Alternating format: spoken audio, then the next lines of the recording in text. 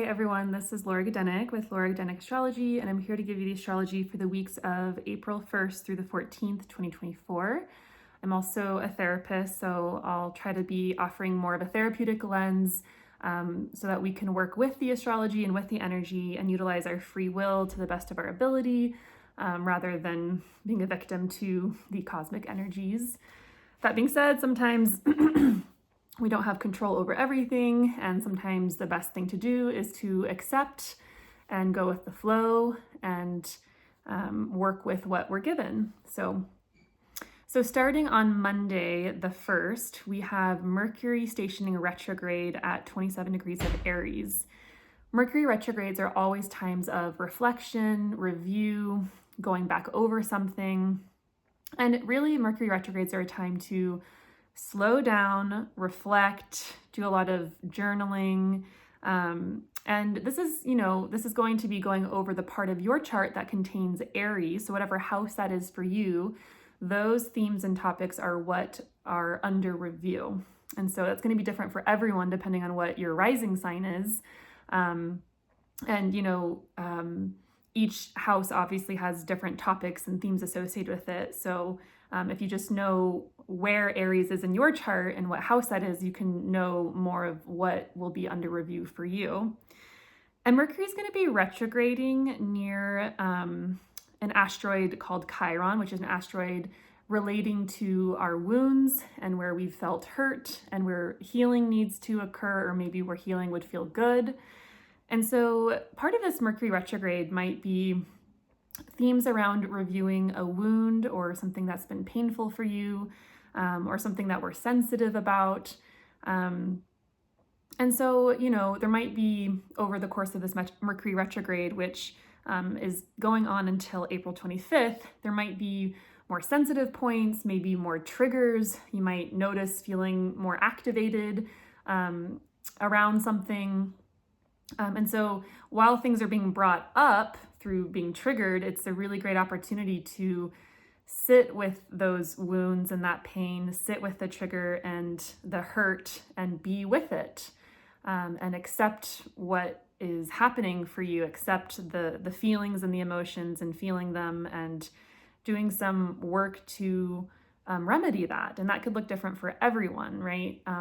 I think therapy is a great tool to explore our wounds from the past. They often do come from our past, from our family of origin or from early childhood experiences. And often when we're triggered, we're basically projecting that pain or that wound from our past onto our present situation or circumstance, so that this present situation or circumstance seems much bigger and much more dramatic than what is really happening. And so therapy can be a great tool to revisit the wounds of our past and to be with them and heal them. And there's lots of other modalities for healing. Just depends on what works for you. So we're going to be reviewing this until, like I said, April 25th. And we're also reflecting on a time period since March 19th, which is when Mercury entered the part of Aries that it's retrograding back to. So a retrograde is when a planet appears to be moving backwards in the sky. It's not actually doing that. It's an optical illusion, but the symbolism is still there of the planet having gone through this part of the chart already. And then it stations retrograde, meaning it appears as though it's moving backwards over the same part of the sky for the second time. And then when it stations direct, it starts moving forward over the same part of the sky for the third time. So it's kind of like there's three parts to the story. And starting on March 19th is when we'll feel like we're moving forward with what we've been reflecting on and gathering and kind of sitting with. We're going to be feeling like we're moving forward with those themes of healing and maybe some integration as well. So that is starting on Monday the 1st. And I should say the next couple of weeks is some really big astrology. This is a really potent time of this year where there's a lot happening astrologically and a lot of stuff's being brought up. So I just wanted to kind of say that.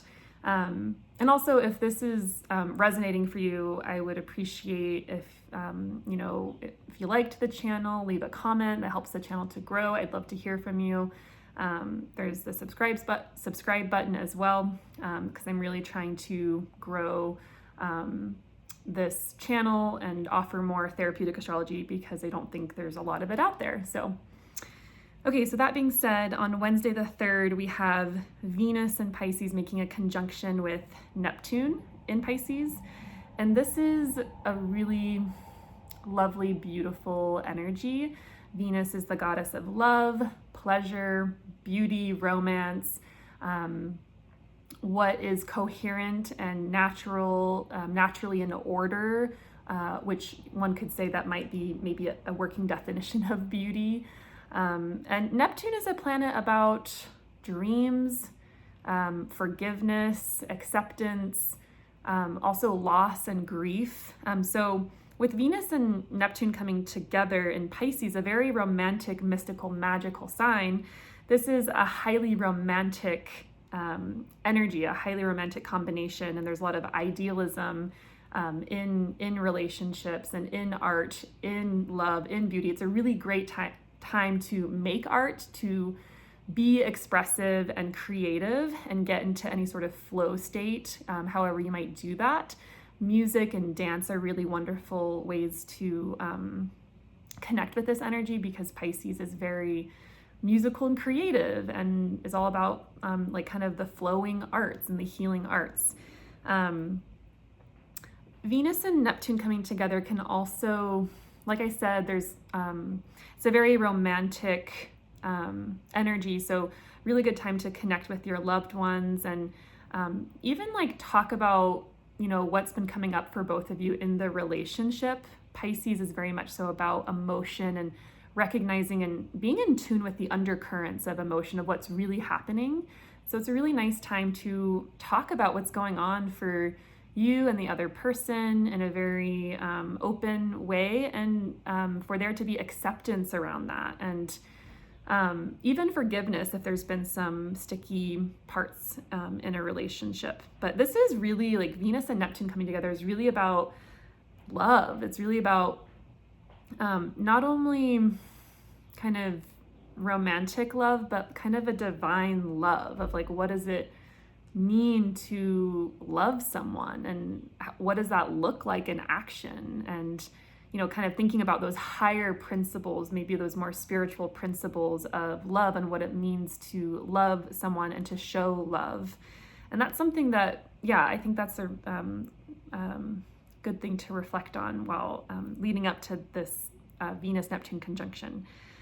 Like I said, Neptune is also a planet about grief and loss. So this could also bring up themes around grief and loss in love and relationships, maybe losses you've suffered in the past. And maybe some healing that could happen around those, and some letting go and feeling the feelings of those losses. So let's see, any other themes around Venus and Neptune? I mentioned really great time to create art, engage in things that are beautiful, that inspire you. Go with the flow if you can. Don't work too hard. Let things go. Get in touch with your heart, with your emotions. I think that there's probably tons more I could say about that aspect, but that's what's coming to me right now. And then on Thursday the 4th, Venus heads into Aries, which is a totally different energy, like completely different. Aries is a fire sign. It's Mars ruled, which is all about action and energy and conflict. And actually Venus kind of struggles in the sign of Aries in ancient astrology, using those that language. Venus is in exile is what it's called in the sign of Aries. So sometimes when Venus is in Aries, Venus themes can struggle. So maybe love and relationships could struggle. There could be conflicts that arise while Venus is here. And she'll be in Aries until April 29th. It doesn't have to be conflict driven though, at all. It could be more, there could just be more, maybe more assertiveness in love and relationships and sex, and more access to taking action on what you want in love, beauty, relationships, and just being more kind of forward and courageous and brave, bringing in those Aries Mars themes. Mars is the planet that rules Aries.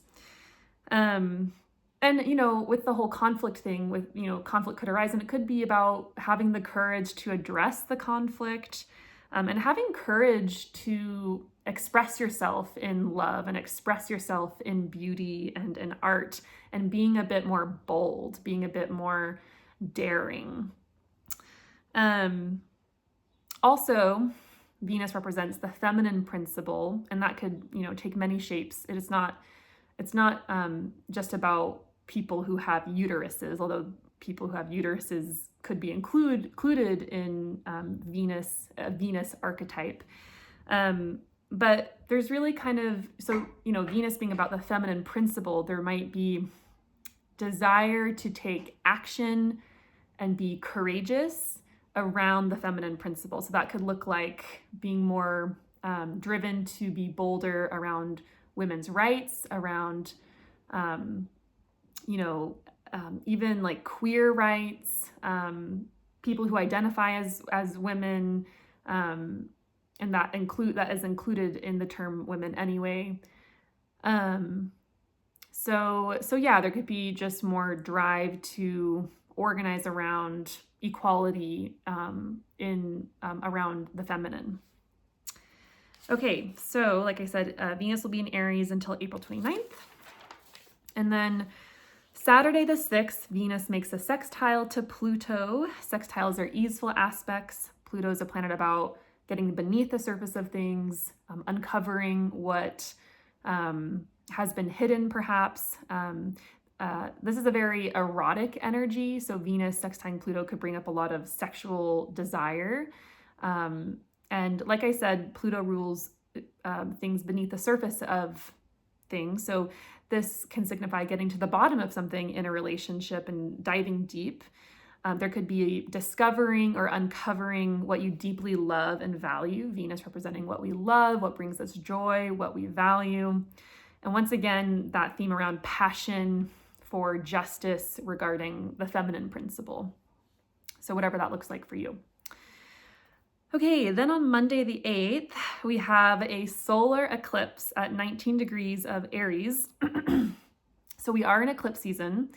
And eclipse season is pretty intense. It's big energy. There's a lot going on. It's faded energy. It's not something to be worked with through intentions or intention setting or anything like that. It's more kind of a time to rest and lay low and take care of yourself. And just wanting to kind of throw that out there because a lot of people like to work with the new and full moon.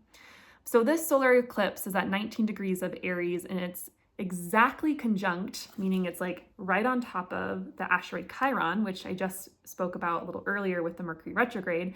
Chiron being an asteroid relating to where we feel wounded or hurt, or where we might be easily triggered and experience some pain. And so eclipses are significant times in the year that signify where major changes are taking place. And this isn't the first part of this story. We had an eclipse in Aries about a year ago in April of 2023. So this is part 2 of these changes taking place in the part of your chart that contains Aries. So once again, whatever house that is for you, those themes and topics are under major changes. And that's also, with the Mercury retrograde happening this part of your chart, there's a lot of action and a lot of changes and reflection in the part of your chart that pertains or that contains Aries, and that pertains to those themes. So yeah, really, really good, potent time to once again do some reflection, journaling around those themes. And it's going to depend on what your rising sign is. And I can add more information about that later. So once again, Chiron is an asteroid around where we feel wounded, where we have pain. There's the solar eclipse happening right on top of that asteroid. And so there's going to be themes, these changes that are coming about are going to be around a wound or what might be a balm to that wound, what might bring healing and comfort to that wound, and there might be healing, hopefully. It might not be the changes might not be immediate. Often they're not. Sometimes changes from eclipses can take up to a year to take place. Although sometimes they are immediate and the themes are like right here, right now. So don't be surprised if there are some changes and healing taking place around this wound. But also don't be surprised if it takes longer to manifest or for that healing to occur. The other thing I want to say too is with this eclipse happening in Aries, this is more general for everyone. Aries is a sign about the self, about independence, about what I want, what's important to me, where do I stand? How am I separate? How am I a separate individual from you, from that person over there, from my partner over here? What are my needs?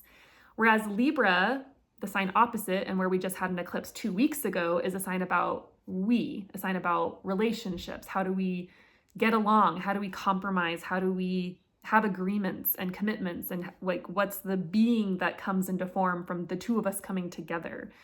And so, with these eclipses happening in Libra and Aries, there's major changes that are occurring regarding those themes of self and the relationship. And, how can I lean more into my independence and my sense of self and what I want and what's important to me, while also being in relationship, while also making this relationship work in the way that it's going to work best, I guess, would be a good way to put it. So, and that could look like, during eclipse season, like letting go of a relationship that's not working for you, that's not allowing you to be your true, full, authentic, amazing self. Or it could look like starting a relationship or leaning more into a relationship that allows for that allows for each person to be fully who they are and for that to be honored and celebrated. If you're not in a relationship, it could be around close friendships or other forms of partnership, maybe even a business partnership. But it's just more about the principle of how do we get along and be seen as individuals in our relationships, and then how do we, take a step back and be in our own energy and be more independent, and what does that look like? So that's kind of like a general theme of like what these eclipses are about in Libra and Aries. So this eclipse on the 8th in Aries, might bring up themes around like what's important to me. What do I want? What do I need? Have I expressed that in this relationship, or to my close friend, or to my lover, or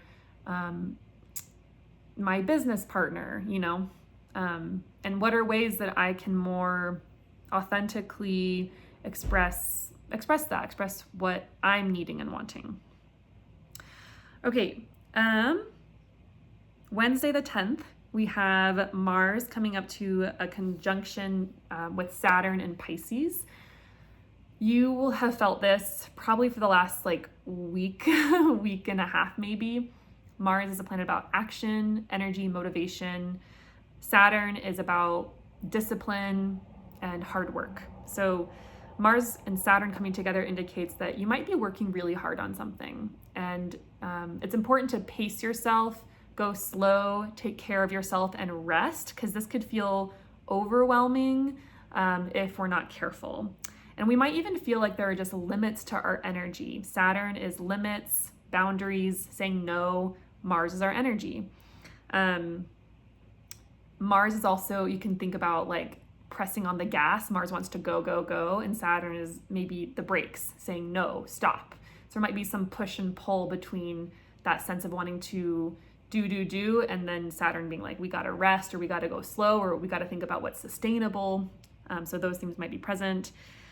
Thinking about how can you go slower and take breaks and take care of yourself. Those are really important to achieving whatever it is we want to achieve.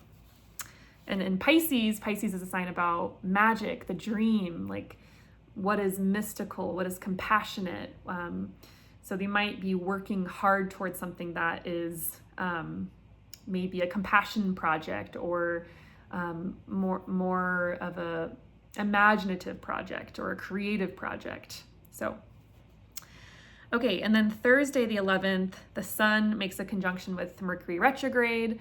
This is called a cazimi. Anytime a cazimi happens, which is when a planet comes into the heart of the Sun, we get insights and clarity around what that planet's doing right now. So we get kind of like an aha moment. We get insights around what this Mercury retrograde cycle means for you in the sign of Aries. And also insights around that wound, that Chiron wound that you've been feeling and hopefully doing some healing with. So that is Thursday the 11th, and that is it for the astrology for the next couple weeks. Once again, really big energy. Take care of yourselves. And I'd love to hear how this hits for you. If you felt like leaving a comment or subscribing or liking, that helps the channel to grow. I'm also open for consultation, so please reach out if you're interested in knowing more specifically about how this all is impacting you. We can go over that together. And if that interests you, you can leave a comment in the comment box below. I hope you have a wonderful couple of weeks, and I'll be back soon for another astrological update.